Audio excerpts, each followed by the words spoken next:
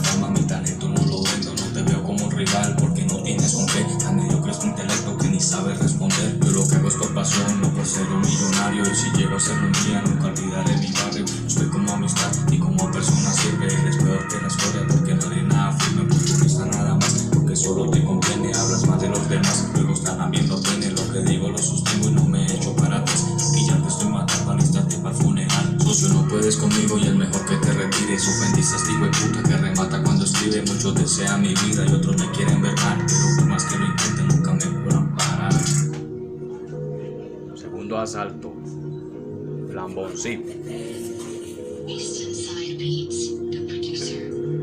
Soy leyenda en vida, yo legado en mi muerte, ustedes son los mitos que ni conocen la gente. Mi música es un arte para un buen escuchador. Lo tuyo es pura fe, tu boca es de tenedores. Si digo que te encantas, te tienes un sesgado. Tantas veces te han grabado, ni siquiera te has pegado. Te da rabia cuando retumba mi voz.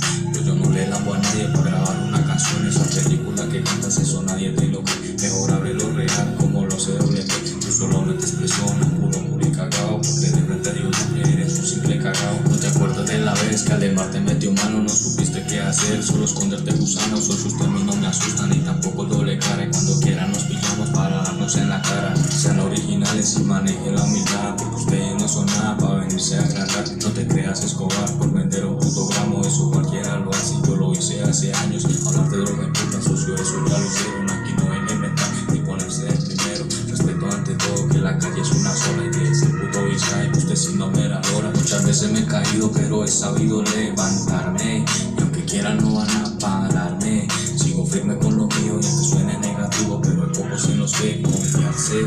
Pero he sabido levantarme, y aunque quieran no van a pararme. Sigo firme con lo mío y aunque suene negativo, pero hay pocos en los que confiarse. Lambón. Yo sí. Sin necesidad de un cuchillo ni una pistola. Con la verdad ya te maté. Piro.